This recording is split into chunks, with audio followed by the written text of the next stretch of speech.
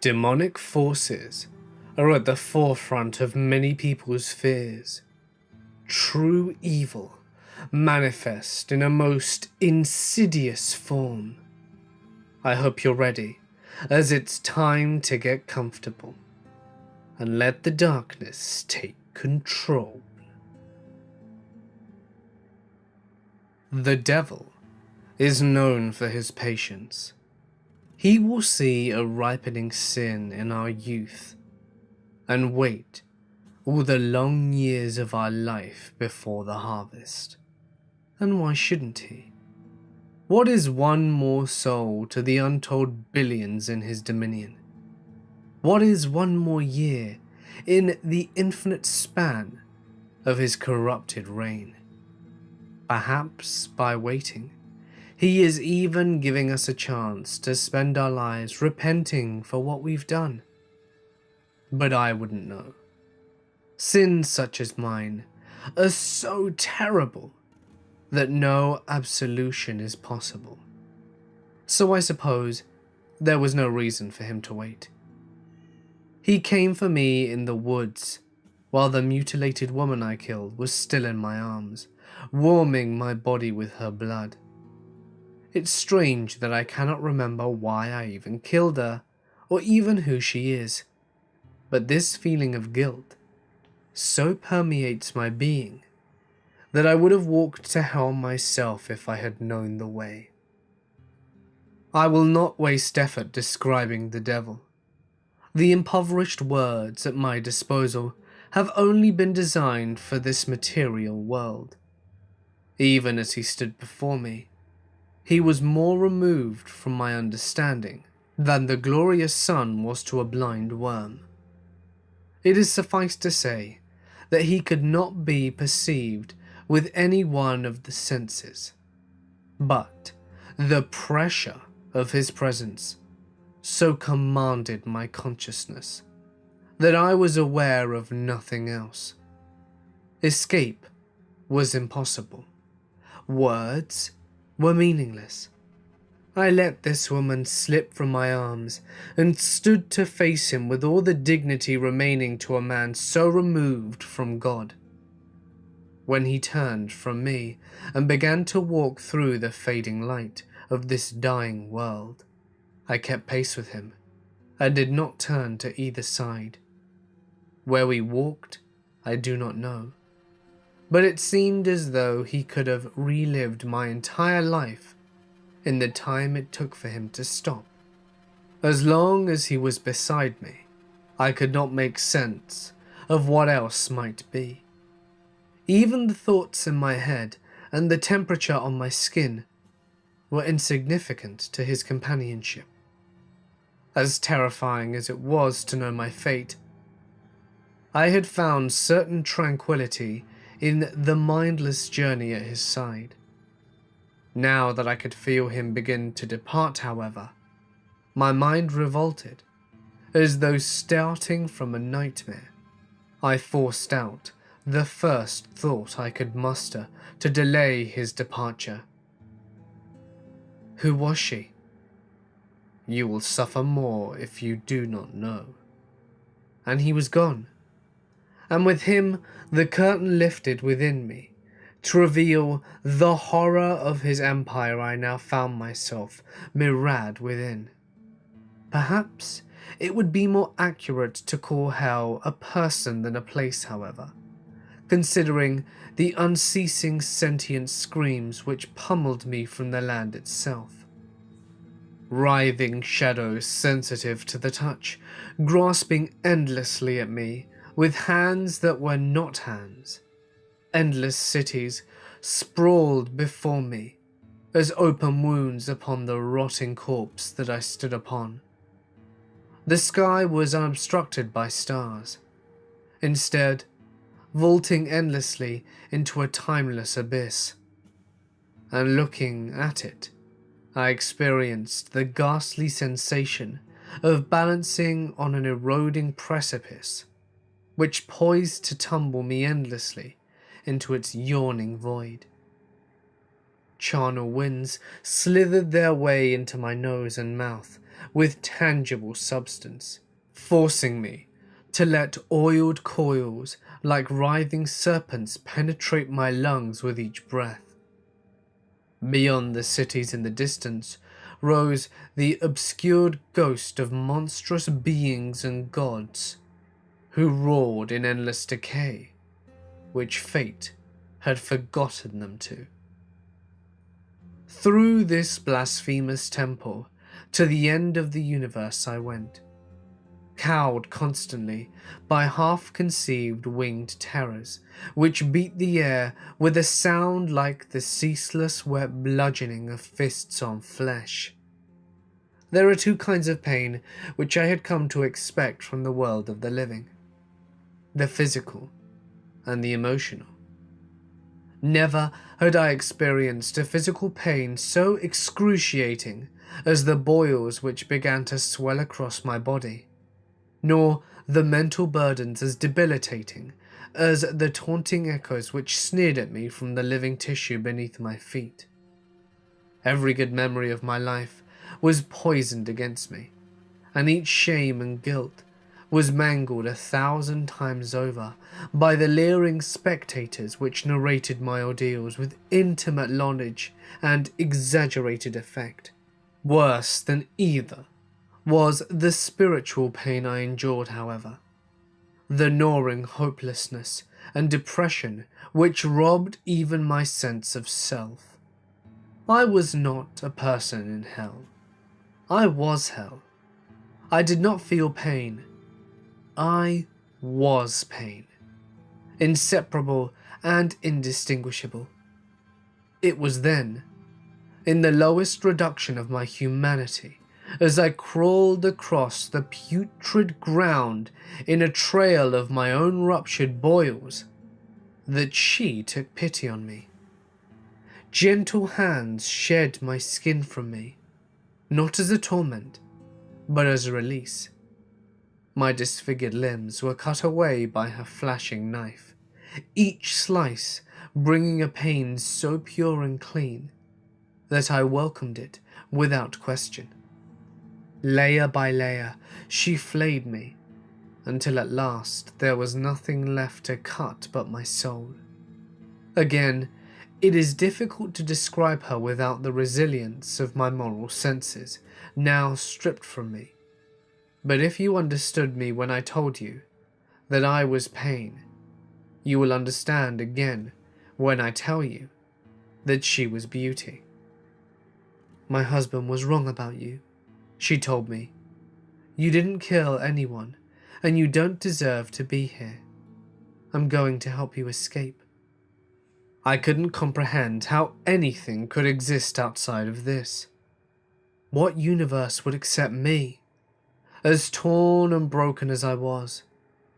What universe could accept, knowing it had the capacity to so punish an innocent soul? I don't deserve it. What left of me, I replied. I know I killed her. It's something you can never cut from me. She killed herself by loving you, and for that, you are not to blame. Do you see these hands? When she cupped my hands in her own, I knew she was creating them as she spoke. Clean, strong hands, untouched by the blemishes of hell. These hands could never be used for hurt. These eyes could never look upon such evil as its own creation. I didn't even have a face before she spoke, but my entire body was growing with each word. It was as though the seed of my soul was sprouting new life. Shards of bone lanced out and flourished with muscles like thickening bark, organs dropped and swelling like ripening fruit, and the network of veins and arteries blossomed towards her as though seeking nourishment from the sun. Through the macabre landscape we sped, dancing across the festering world as softly as light through a drop of water. I could see her more clearly, and further we traversed, although she never stayed still long enough for me to get a proper look. Bare feet skipped across the rotter land and twirled her through the looming spectres which besought us on all sides. It is a wonder that the oppression of this unending night had failed to extinguish her spark, and invigorated by the purity of her wake. I was whole again. You are his wife, then?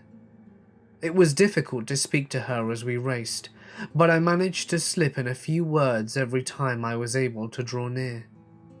We are bound to each other, yes, she replied. And then she was gone again, leaping fearlessly between fragile grips as she vaulted upwards. I followed her, up the tortuous broken hands the size of hillsides, which stretched vainly from the ground towards the vacuous sky. Of all the madness in this cursed place, that must be king. My husband is not mad, and neither am I for being with him, she replied. She was pulling herself up, through the fingers now, stopping to wait for me atop one of their monstrous joints. And if I were to love you instead, I asked, would that be mad as well? She smiled at me and stretched her slender hand to help me clamber up beside her. We sat together staring upwards from the bottom of an endless sky, the slightest brush of her leg against my own intoxicating me with rapture. All love is paradoxically mad, she replied. It is an assault on reason, but in doing so it creates its own reason. But it won't do any good, because this is where you have to leave. And will you leave with me? She shook her head. You can't prefer to stay here. She nodded, saying, but you are free now, and that is what matters. All you must do is jump from this point, and with the body I have given you, you will be able to fall all the way back until you've left hell altogether. I've already left hell, I said, since the moment you found me. And if I were to leave you here, then I know wherever I found myself would be hell again without you there. You are being silly, wasting time. If my husband finds you with me, he won't, because you're coming with me. I cut her off, preferring not to dwell on the thought of being found. I can't. I made a promise. Then I can't either, and that's my promise to you.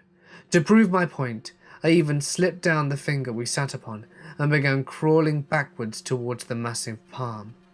Stop it! If he'll find you, he'll what? I shouted back. What can he possibly do that he hasn't done already? I saw in her something I could not live without, and she must have seen something in me that she could not let die. I hadn't even made it back to the giant palm before her hands clasped me and heaved me back onto the twisted finger. We stood there for a while longer, together, hand in hand, staring up at the terrifying fall. Then the wet bludgeoning drums of the winged creatures began, and I could feel the tension wash through her body. I watched her, although she could not meet my gaze, and just the drumming began to close in around us, I felt her coil to leap. We jumped together, flying and falling simultaneously, in a dizzying tumble. The massive hand snatched at us as we began to depart, but it was too slow to prevent our liberation. The entire world screamed with more agony than could be contained.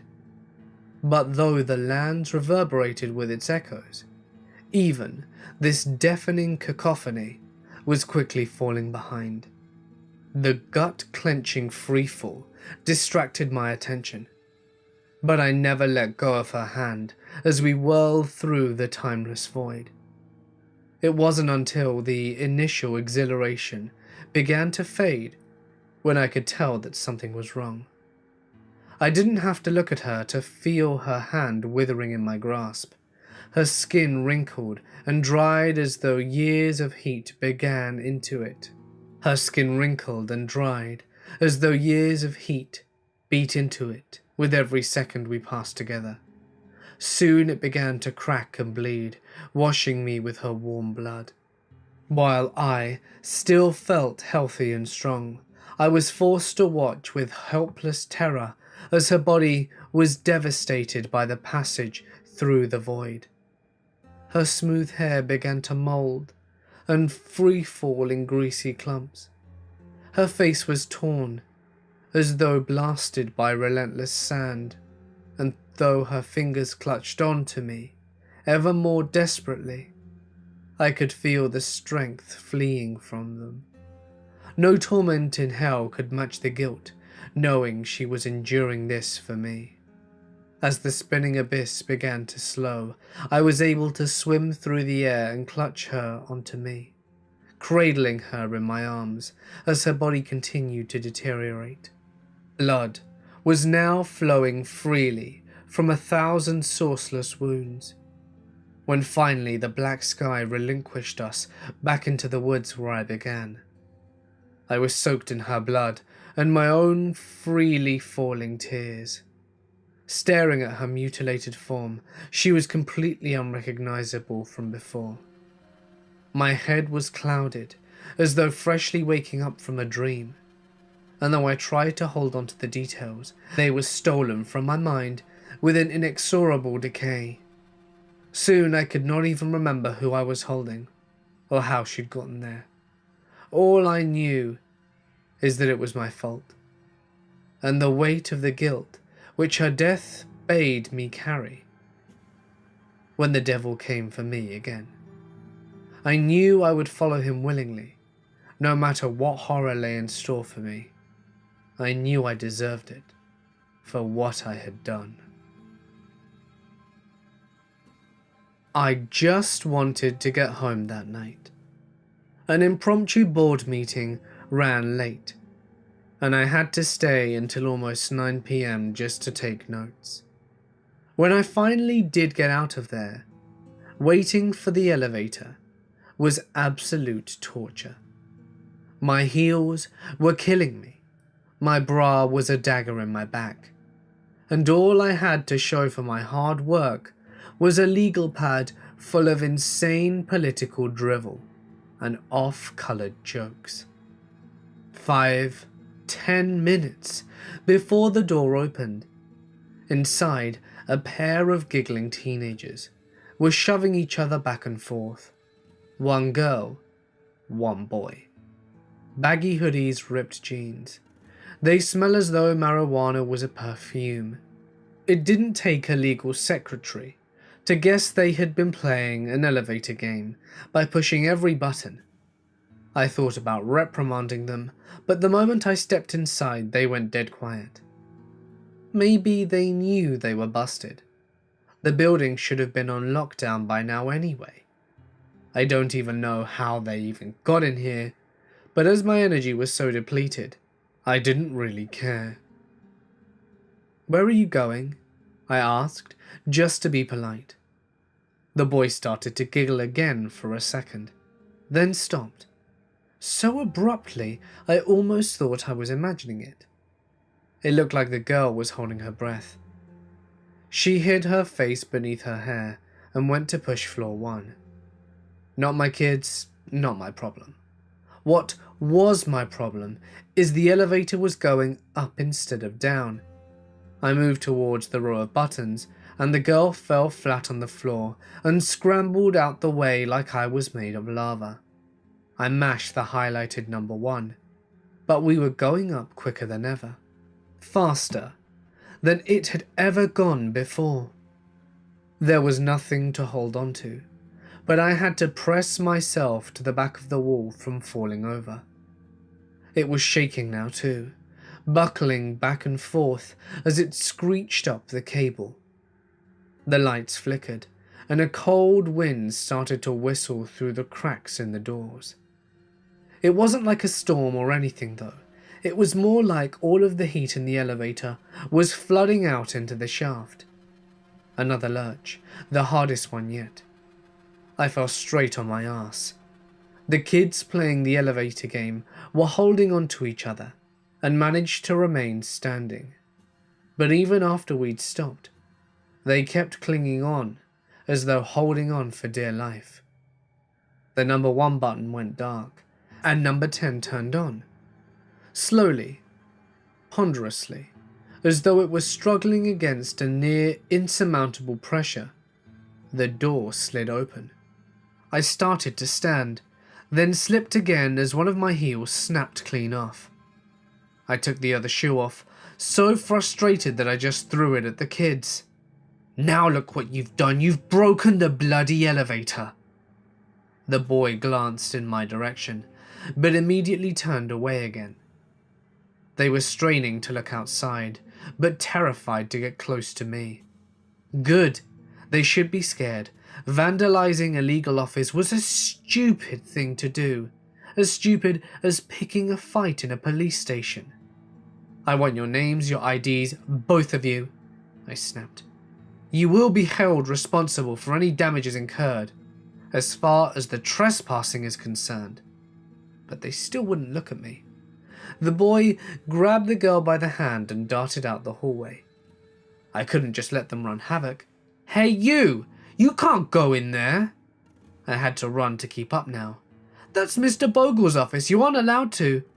Of course, I patted myself down for my cell phone, but it wasn't there. I must have dropped it when I fell in the elevator. I half turned back, but the door was already closing. I took a step in the direction, but then I heard something crash from the office. I spun again, sprinting down the hallway in my bare feet. The boy was sitting on Mr. Bogle's desk, while the girl stared out the window. "Look at the sky," she said, "and how tall the buildings are." "Dude, this is crazy," he replied. Either they were stoned out of their minds, or it wasn't just marijuana. They were running their hands over everything, so I wouldn't have been surprised if they were rolling too. The boy was even poking the potted plant like it was some alien creature he had never seen before. "That's enough!" I roared. Finally, they both looked at me, and at each other, and then back at me. Did they regret playing this stupid elevator game yet? "Let's get out of here." The boy rammed straight through me with his shoulder, sending me spinning back to the ground. The girl was trying to jump over me now, but I managed to grab her by the ankle and drag her down. She thrashed melodramatically on the ground for a few seconds, but before I could get to my feet, she planted a kick in my face and broke free. The door was already closing by the time I got to my feet, and they were both inside, staring at me with wide, trembling eyes, as though they were somehow the victim in all of this. I felt absolutely feral as I lunged at them. I managed to get my fingers in the cracks before the elevator closed, and the sensor reflected the door was open wide. Half a dozen buttons had already been pushed, glowing like one big middle finger. The final stage of the elevator game had been played. They were cowering in the corner as I loomed over them, an inferno of retribution burning in my eyes. Fine, let the elevator take the long trip down. That was just longer for them to be trapped in there with me. Now they couldn't run. The struggle was absolutely pitiful. The boy's throat was almost comically fragile, and I was amazed how little pressure I needed to ram my broken heel through it. The girl was almost gone by the time I got to her, withering to a husk in seconds after the venom from my nails coursed through her legs where I had grabbed her. I got out of the elevator at the bottom, straightening my dress. I found my phone again and fixed my hair, after snapping the other heel off my shoe. I was able to look almost presentable again. I thought I could finally go home after all of that, but it didn't take long to realize that I'd never been further from home in my life. What strange green plants they have here. The dark blue sky was nothing like the purple and orange we have at home. No wonder they were so surprised by everything in my world. If everyone here is so fragile as these two little ones, then I think I'm going to have a lot of fun here. Me and the guys were just doing a sweep of an old oil refinery when I found the eggs.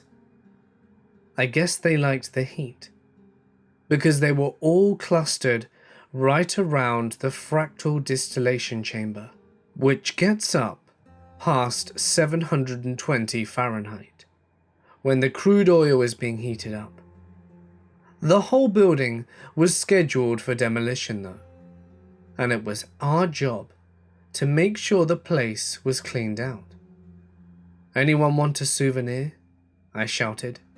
Guess the crew was in the other parts of the building.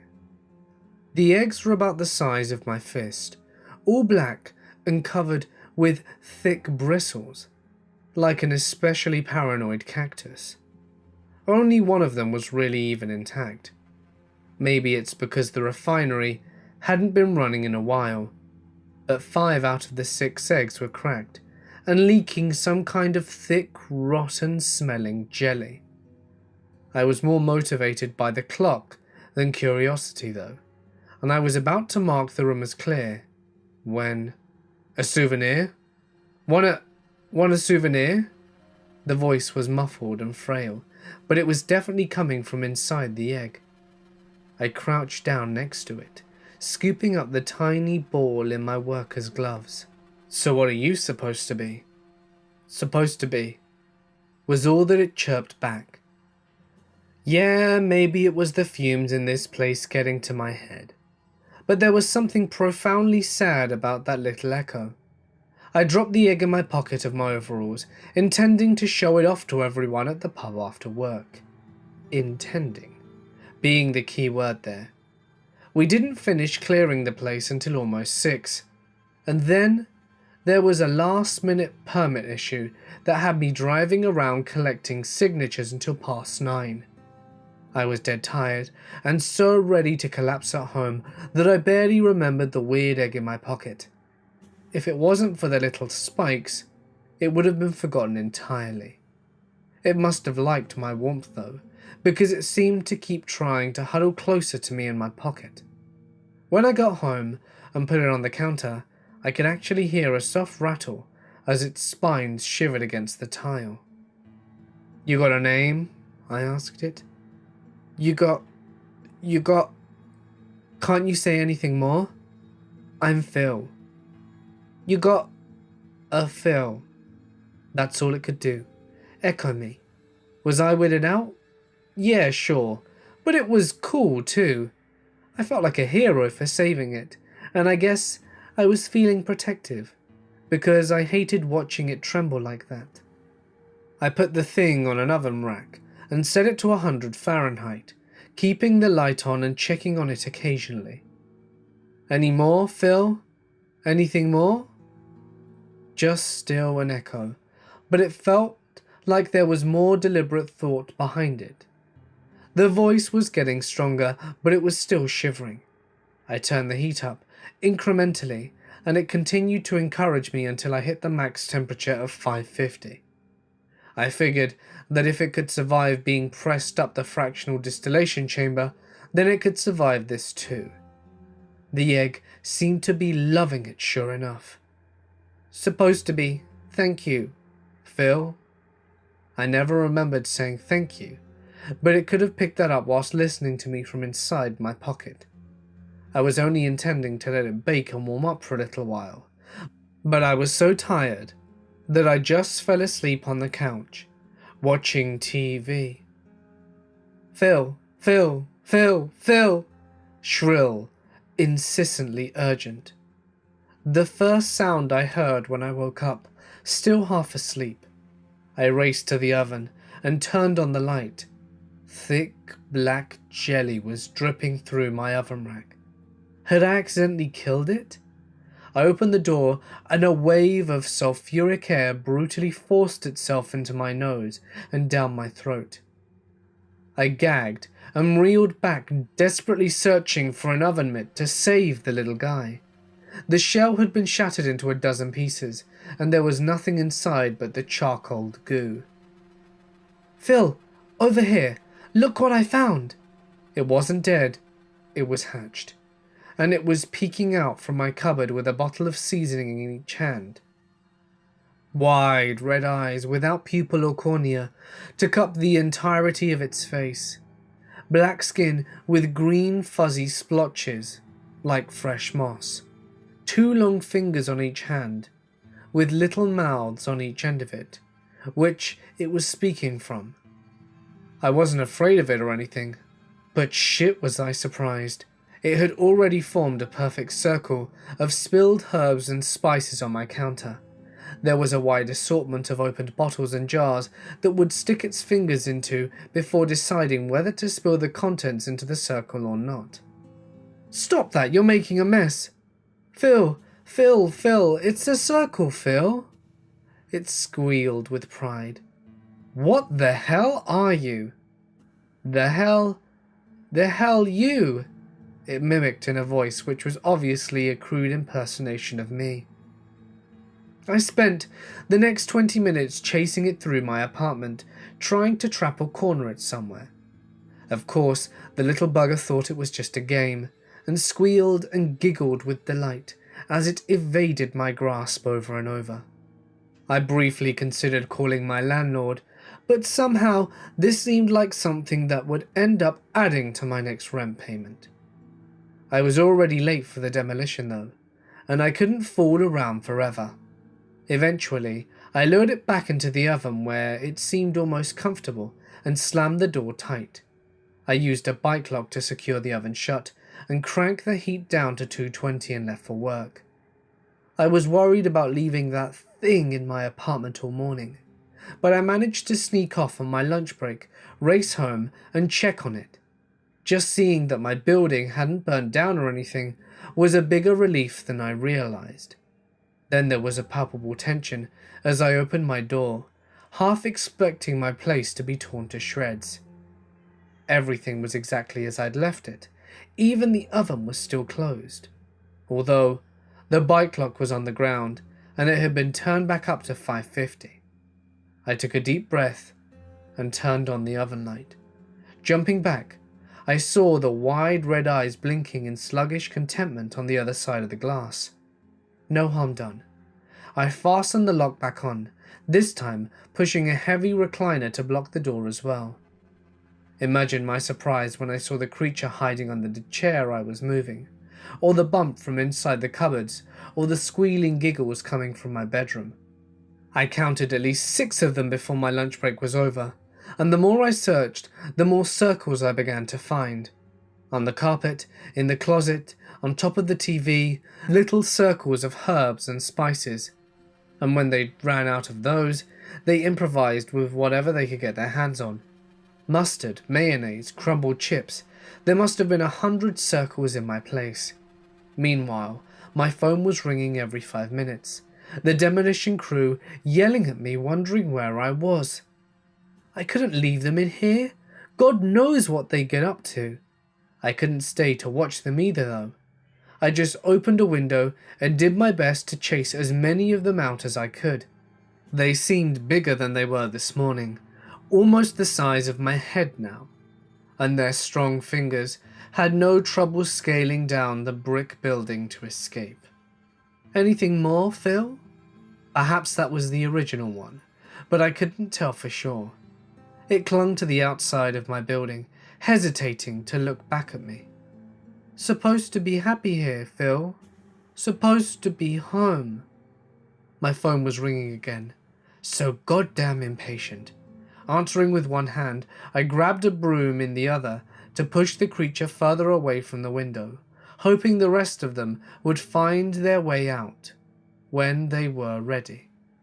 I followed the siren call of my cell phone and went back to work. That was the last time I've seen one of them, and I guess I should be thankful for that. But I'm not. I could tell something was seriously wrong when I was still a few blocks away from home. A dozen trash cans were lined up in the center of the road, and I had to get out of my car to move them. All the trash had been removed, and it was spread on either side of the cans in the shape of a long, evenly curving line. When the trash had run out, it was replaced with anything and everything to continue the unbroken line. Broken wood, loose bricks, stolen bikes, and streetlights, all jumbled together. It just looked like a giant mess here. But I bet if I looked from the air, it would be shaped like a perfect circle. 2 or 3, maybe half a mile wide. Please, tell me that's not another summoning circle. You can feel Missy enter a room before you see her. The ambient sound of the college classroom dissolve when she speaks. All the raucous shouting and laughter-filled, muffled, besides the softly spoken melody of her voice. She wears light and shadow with equal grace, every angle making her appear as though she were posing for the painter's canvas. From the depths of her eyes to the supple curve of her body, Missy was a walking captivation. She was a dream, and I, her dreamer. But it was all too soon that I had to wake. She called me the night before she died, an event I've kept private until now, out of its sheer impossibility. She'd been absent from class a week before that, but now she spoke fast, rattling off a string of letters, demanding that I write down everything. I was scrambling to keep up, unable to ask questions. 20 letters total, ranging from A to D. They want more from me than I can give, she explained in a breathy rush. I have to go now. Memorize it, okay? You'll understand when they take you. The line went dead, and I couldn't reach her again. She wasn't in class the next day. Our psychology professor announced that she met with a fatal accident, refusing any further details. No one else seemed to care, but each passing day, I felt the burning of her empty chair in front of me. All I could do was memorize the list she gave me, and wait, hating myself for not doing more to get to know her while I had the chance. Then came the test. Just think of it as a survey, Professor Russell said, distributing the papers. Do your best and don't worry. It won't affect your grade. It's just a little experiment for the department. The impossible test. Indecipherable characters. Enigmatic equations. Utter nonsense. Students were looking around and starting to laugh. Professor Russell smiled indulgently, just urging us to take our best guess. The only thing that seemed familiar was the Scantron answer key. 20 questions, 20 letters. Coincidence or not, I filled them in from memory. I could feel the professor's eyes lock on me as I wrote with purpose, but I didn't care. I was consumed with the mystery of Missy's disappearance, savouring this last connection before she faded from the world altogether. Tests were collected, but I could tell the only paper the professor was interested in was mine.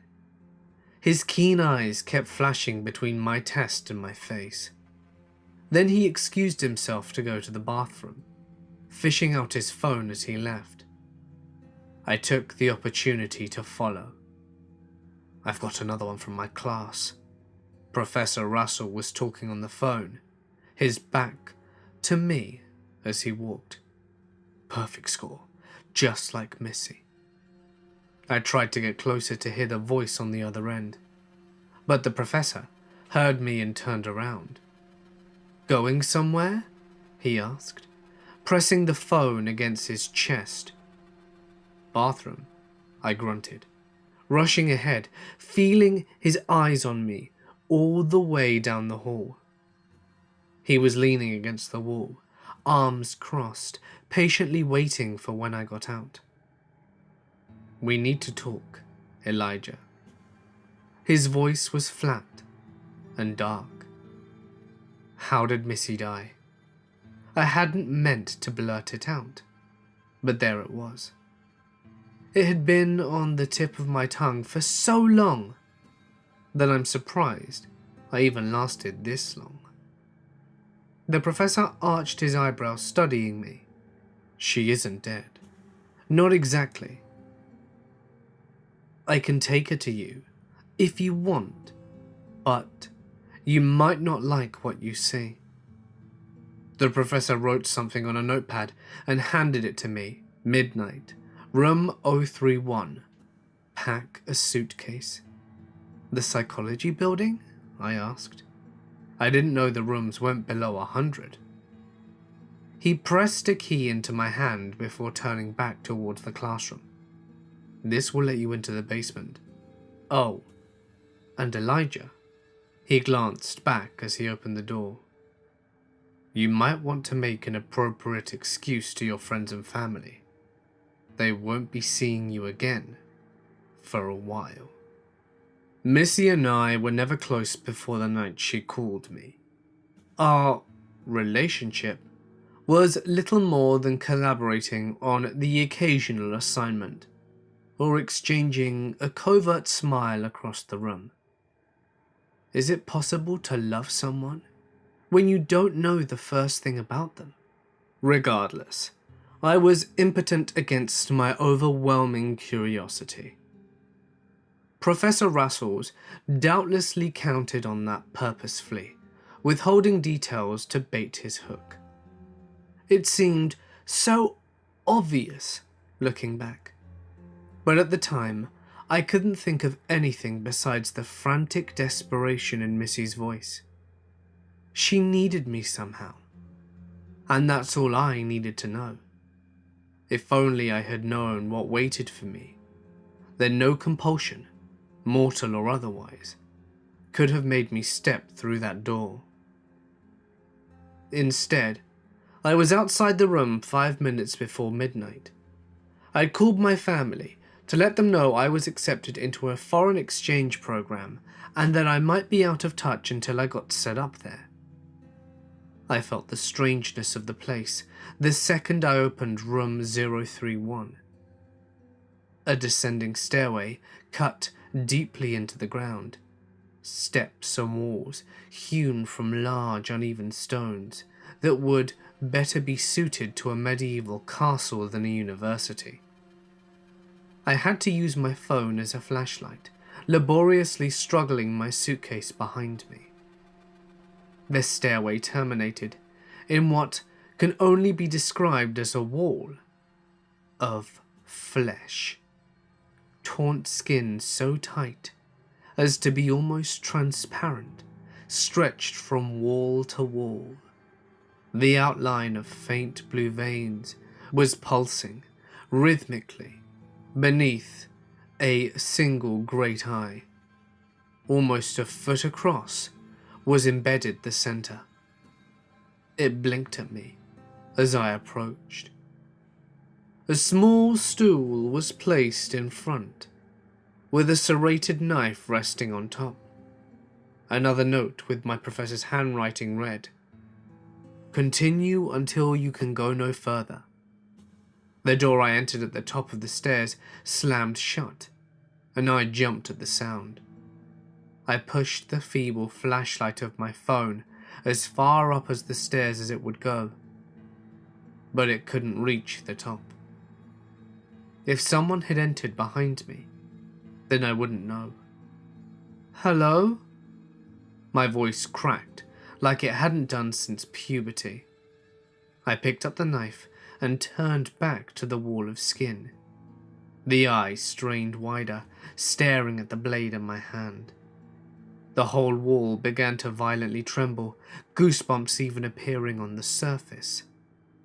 I slowly set the knife back down, watching the wall visibly relax as I did so. Footsteps on the stairs. "Hello?" I tried again, stronger this time.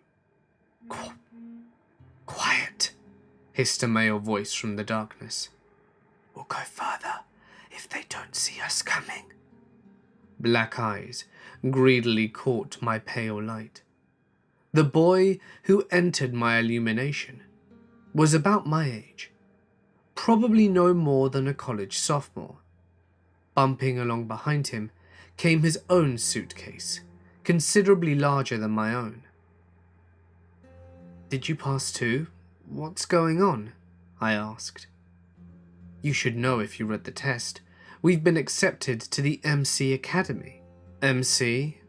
I stared in open confusion. "Mortal Coil." A flash of sneer as he pushed past me. He grabbed the knife from the table, and I flinched. "How do you not know this? We're going to demon school." "You mean a school that teaches demons? Or a school that teaches—" "What are you, stupid? You couldn't have even read the paper if you didn't have demon blood in you." I opened my mouth to ask more, deciding instead to hold my tongue just in time. Somehow, it didn't seem wise to tell the condescending guy with a knife that I cheated my way through and didn't really belong here. "You want to do it or should I?" he asked, holding the knife handle towards me. The wall was shaking so badly now that I could feel a gentle wind wafting from its convulsions. The other student must have noticed that I was frozen with confusion, because he pulled the knife back a moment later. "Fine, but you get the next one. I'm not going to carry you the whole way." He spun and thrust the knife directly in the giant eye on the wall. It clenched shut, lurching and thrashing against him. He grunted and leaned the blade, pushing it even deeper as blood flowed freely to drench him up to the arm. The flesh was rumbling like a man trying to scream through a mouth that was sewn shut.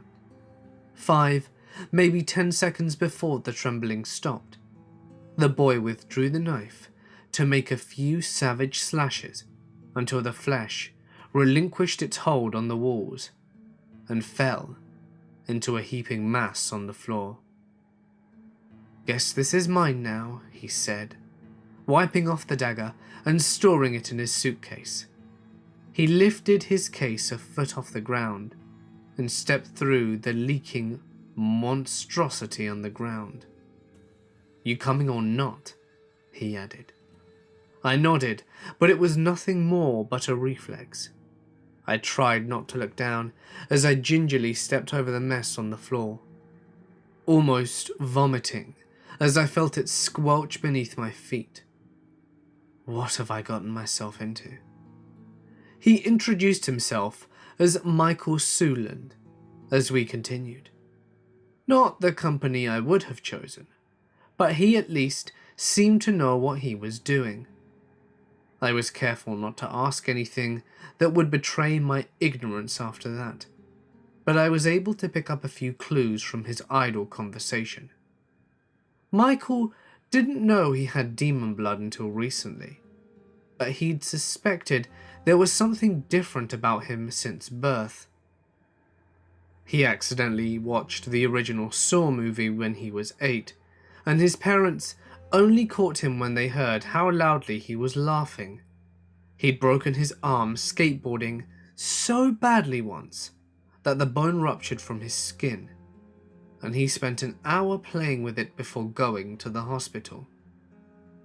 He even said he felt like he was nocturnal sometimes, describing the night as something which fit him as naturally as second skin. The shrill wailing of an infant broke the conversation. We exchanged glances, his face a mask of greedy excitement, like a child in the candy shop. When we stopped next, there was a closed door blocking the hallway. Wooden this time. At least, although that did nothing to distract from the crying infant placed upon the matching wooden table. He couldn't be more than 2 months old. I picked him up, trying to get him to stop crying. Michael was reading the note. The key is inside. Inside what? I asked. He just smiled. I'm not going to do that. My response was visceral and immediate. This is sick. The first note just said to go as far as we were able. That means we can stop whenever we want. That means it's a test, Michael corrected, stooping to open his case. He glanced at the dark hallway behind me. I could leave. I could close the door and pretend none of this ever happened. I turned back to see Michael producing the serrated knife, still wet with blood. Leaving wouldn't stop these tragedies, though. I would only enable the school to continue training these monsters. Doubtlessly, preparing them for the worst atrocities yet to come. Maybe that's why Missy led me here. Maybe she wanted me to help her put an end to all of this. We're here because this is the only place for people like us. Might as well get used to it. Michael offered me the knife, and I instinctually shielded the child with my arms, backing away from him. Kill it now! His voice was edged with a sudden intensity. Quick! We give up, I shouted to no one in particular. Whoever is watching, we give up. This is as far as we can go. Elijah, you idiot! Give it to me then. No, I won't let you. Michael lunged at us with the knife, but I managed to scramble out of the way. I lost my balance on the uneven stones and fell straight onto my arse though. I covered the child with my body, but had to let go a moment later as a piercing pain like a fistful of needles was gorging into my hand. The infant had latched onto me with unnatural ferocity. It shouldn't have even had teeth yet, but I could clearly see multiple rows of razor edges burrowing into my skin. I screamed and strained to pull it off, but every movement did nothing but give it a fresh angle to burrow further. Bash it against the wall, Michael shouted. I did so, again and again, beating the tiny body into the stone, feeling the fragile bones inside splinter with every iteration. The grip finally began to slacken, until finally I was able to stomp the tiny creature's body and rip my bloody hands free. It almost looked reptilian where it lay on the ground, its yellow eyes boring into me as they closed to slits. Welcome home, master, croaked the dying monstrosity. Ready now? Michael asked, handing me the knife once more. I didn't hesitate this time. I plunged it straight into chest and tore a long hole straight down into its navel. A hot mess of insides oozed out, and I had to actually dig my fingers into it to retrieve the bronze key. It bled profusely from a dozen puncture wounds. I wrapped it as best I could with one of my extra t-shirts, but I can only imagine what ghastly infections might come from those wounds. I don't know whether it was loss of blood or horror of this place, but I felt so lightheaded that I almost toppled the second I stood upright. Come on now, easy there. I was surprised by the gentleness in Michael's tone as he helped me to my feet. We're in this together, so let's do it right. We both want to get to this school, right? I nodded meekly, allowing him to guide me to the door. Then let's not give up before we have to, he said. I, for one, am looking forward to seeing how far this rabbit hole goes. Hey guys, it's Mort here, and thank you so much for listening. If you are left itching for more of that last story, you're not the only one. I've already reached out to the author to see if he'd be willing to write a part 2, so that we can go further down the rabbit hole. If he does, you can be sure it will be the first story in the next Demonic Stories video. If you enjoyed this video, please remember to give it a big thumbs up and consider subscribing and hit the little bell icon for even more stories every day. All these stories were written by the incredible Tobias Wade. To read more, check out the link in the description to his website to get more of his works.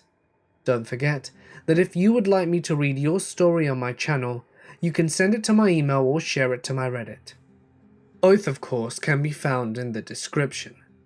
Just be sure to include as much punctuation, paragraphing, and description as possible, as this will maximize the chances of it being read.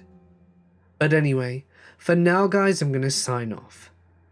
Stay awesome, and I'll see you in the next one.